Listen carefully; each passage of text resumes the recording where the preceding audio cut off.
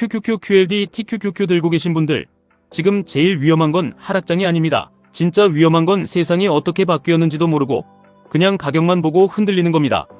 오늘 QQQ가 조금 빠졌다고 불안하고, QLD가 흔들렸다고 마음이 무너지고, TQQQ가 하루에 크게 움직였다고 계좌를 계속 열어보는 분들 많으실 겁니다. 그런데 냉정하게 말씀드리겠습니다. 지금 시장은 단순히 오르고 내리는 장이 아닙니다. 지금은 소득의 시대가 끝나고 자산의 시대가 완전히 열려버린 장입니다. 예전에는 열심히 일해서 월급 모으고 아끼고 적금 넣고 그렇게 살면 언젠가 집도 사고 노후도 준비되고 자녀도 키우고 어느 정도 안정된 삶이 가능했습니다. 그런데 지금은 어떻습니까? 월급은 조금 오르는데 집값은 먼저 달아났고, 주식은 먼저 달아났고, 코인은 먼저 달아났고, AI 기업들은 몇 년 사이에 인생을 바꿀 정도로 움직였습니다. 사람들이 힘든 이유는 단순히 돈이 없어서가 아닙니다. 내가 열심히 살고 있는데 자산을 가진 사람과의 격차가 점점 더 멀어지는 게 눈에 보이기 때문입니다. 그래서 QQQ, QLD, TQQQ 투자자라면 단순히 오늘 양봉이냐 음봉이냐만 보면 안 됩니다.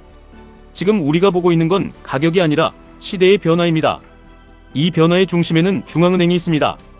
특히 연준이 있습니다. 우리는 저금리라고 표현하지만 더 정확히 보면 실질금리 마이너스의 시대를 지나왔습니다. 명목금리보다 물가 상승률이 더 높으면 돈을 가만히 들고 있는 사람은 실제로 가난해집니다. 통장에 돈은 그대로 있는데 살 수 있는 건 줄어듭니다. 숫자는 그대로인데 힘은 약해집니다. 이게 무서운 겁니다. 그래서 사람들은 투자를 안 할 수가 없게 됐습니다. 이제 투자는 선택이 아니라 생존의 언어가 됐습니다. 그런데 여기서 많은 사람이 실수합니다. 투자를 해야 한다는 건 알지만 왜 해야 하는지를 모릅니다. 왜 QQQ를 모아야 하는지, 왜 QLD를 장기적으로 봐야 하는지, 왜 TQQQ는 아무 때나 몰빵하면 안 되는지 그 구조를 모르고 그냥 남들이 오른다고 하니까 따라갑니다. 그러면 하락장에서 반드시 흔들립니다. 상승장에서는 누구나 천재처럼 보입니다. QQQ가 오르면 나도 잘하는 것 같고, QLD가 더 오르면 내가 시장을 이긴 것 같고, TQQQ가 폭등하면 드디어 인생이 바뀌는 것 같습니다. 그런데 진짜 실력은 그때 나오지 않습니다. 진짜 실력은 계좌가 흔들릴 때 나옵니다. 남들은 공포에 던질 때 나는 왜 이 자산을 들고 있는지 설명할 수 있어야 합니다. 남들은 뉴스 하나 보고 도망갈 때 나는 이 하락이 구조적 붕괴인지, 단기 조정인지, 금리 충격인지, 유동성 축소인지, 실적 둔화인지 구분할 수 있어야 합니다. 그게 투자자의 베이스입니다. 본문에서 가장 중요한 메시지는 이겁니다. 상식이 더 이상 맞지 않는 시대에는 공부해야 합니다. 예전 상식은 월급 모아서 집 사는 것이었습니다. 예전 상식은 적금 넣으면 안전하다는 것이었습니다. 예전 상식은 현금이 가장 편하다는 것이었습니다. 그런데 지금 그 상식이 깨졌습니다. 현금은 안전해 보이지만 물가 앞에서는 천천히 녹습니다. 월급은 안정적으로 보이지만 자산 상승 속도를 따라가지 못합니다. 저축은 성실해 보이지만 실질 금리 마이너스 시대에는 구매력을 지키기 어렵습니다. 그래서 QQQ, QLD, TQQQ 투자자들은 질문을 바꿔야 합니다. 오늘 오를까? 내일 빠질까? 이 질문만 하면 평생 흔들립니다. 진짜 질문은 이겁니다. 앞으로도 돈은 계속 풀릴 수밖에 없는가? 앞으로도 생산성 높은 기업에 자본이 몰릴 수밖에 없는가? 앞으로도 AI와 반도체와 플랫폼 기업이 세계 자본의 중심에 있을 가능성이 높은가? 앞으로도 미국은 기술 혁신과 소비 시장과 기축 통화의 힘을 동시에 가져갈 수 있는가? 이 질문에 대한 답이 흔들리지 않는다면 QQQ를 보는 눈도 달라지고, QLD를 버티는 힘도 달라지고, TQQQ를 다루는 태도도 달라집니다. 물론 TQQQ는 강합니다. 하지만 강한 도구일수록 위험합니다. 칼이 날카로우면 요리도 잘 되지만 손도 쉽게 베입니다. TQQQ를 오래 들고 갈 수 있는 사람은 단순히 용감한 사람이 아닙니다. 현금 비중을 알고, 분할 매수 기준을 알고, 손실 구간에서 감정이 어떻게 무너지는지 알고, 레버리지의 복리 효과와 변동성 손실을 몸으로 이해하는 사람입니다. QLD도 마찬가지입니다. QLD는 TQQQ보다 덜 자극적이지만 QQQ보다 강합니다.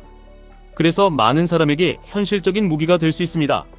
하지만 QLD도 아무 때나, 아무 가격에, 아무 계획 없이 들어가면 결국 흔들립니다. QQQ는 기준입니다. QLD는 속도입니다. TQQQ는 폭발력입니다.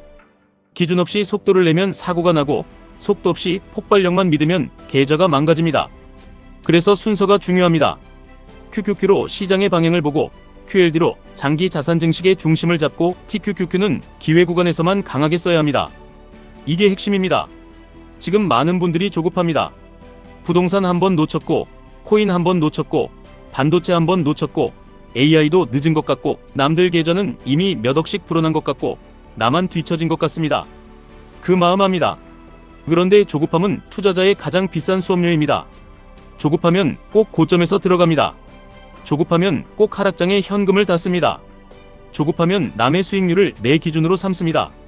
조급하면 QQQ를 모으다가 갑자기 TQQQ 몰빵을 하고 QLD를 들고 있다가 하루 운봉에 던지고 다시 반등하면 더 높은 가격에 따라붙습니다. 그렇게 몇 번 반복하면 계좌보다 먼저 마음이 망가집니다. 시장은 조급한 사람 돈을 천천히 가져갑니다. 하지만 준비된 사람에게는 계속 기회를 줍니다. 하락장도 기회고 횡보장도 기회고 조정장도 기회입니다. 단, 기준이 있는 사람에게만 기회입니다. 기준이 없는 사람에게 하락장은 공포이고 기준이 있는 사람에게 하락장은 가격표입니다. QQQ가 빠질 때 이게 기업의 본질이 무너진 건지 봐야 합니다. QLD가 흔들릴 때 내 포지션이 감당 가능한 크기인지 봐야 합니다. TQQQ가 급락할 때 내가 처음부터 이 변동성을 계산하고 들어왔는지 봐야 합니다. 계산하지 않은 변동성은 공포가 됩니다. 계산한 변동성은 계획이 됩니다. 본문에서 또 중요한 부분은 달러입니다. 많은 사람들이 미국이 돈을 이렇게 많이 풀었으니 달러는 무조건 약해질 거라고 생각합니다. 그런데 현실은 그렇게 단순하지 않습니다. 환율은 절대평가가 아니라 상대평가입니다. 미국만 돈을 푼 게 아닙니다. 다른 나라도 돈을 풀었습니다. 미국만 문제가 있는 게 아닙니다. 다른 나라도 성장률 문제, 인구 문제, 생산성 문제, 부채 문제를 안고 있습니다. 그리고 미국은 여전히 금리가 높고 기술 기업이 강하고 소비 시장이 크고 달러가 기축 통화입니다. 이걸 보면 왜 전 세계 자본이 아직도 미국 시장으로 몰리는지 이해가 됩니다. 그래서 QQQ, QLD, TQQQ를 단순히 미국 주식이라고만 보면 안 됩니다. 이건 세계 자본이 어디로 흘러가는지 보는 창입니다. AI가 커지고 반도체가 커지고 클라우드가 커지고 소프트웨어가 커지고 생산성이 높은 기업들이 세계의 이익을 빨아들이는 구조가 계속된다면 우리는 이 흐름을 외면할 수 없습니다. 다만 여기서 중요한 건 환상이 아닙니다. 미국이라고 무조건 오르는 것도 아니고 QQQ라고 매일 안전한 것도 아니고 QLD라고 항상 편한 것도 아니고 TQQQ라고 항상 인생 역전인 것도 아닙니다. 진짜 투자자는 믿음과 의심을 같이 가져갑니다. 장기적으로는 자산의 시대를 믿습니다. 하지만 단기적으로는 변동성을 의심합니다. 장기적으로는 기술 혁신을 믿습니다.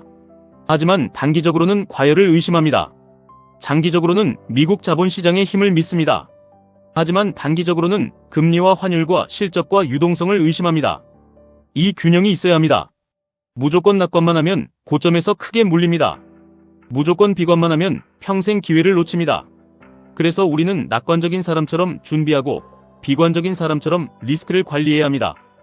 여기서 이런 생각이 들 수 있습니다.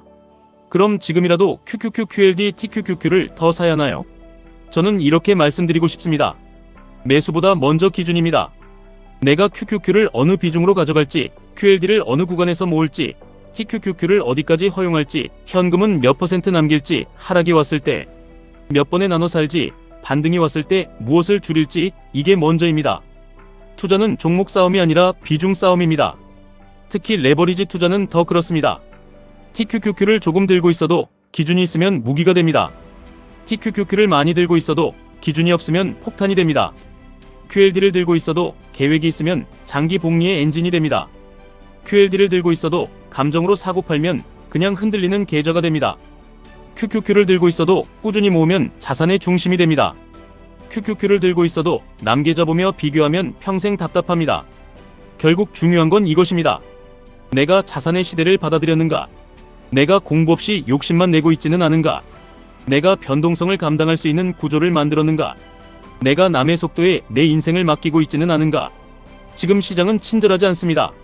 뉴스는 매일 흔들고, 금리는 매일 해석이 바뀌고, 환율은 사람을 불안하게 만들고, AI는 버블 갔다가도 다시 올라가고, 반도체는 끝난 것 같다가도 다시 주도주가 됩니다. 이런 장에서 살아남는 사람은 예측을 잘하는 사람이 아닙니다. 흔들려도 다시 기준으로 돌아오는 사람입니다.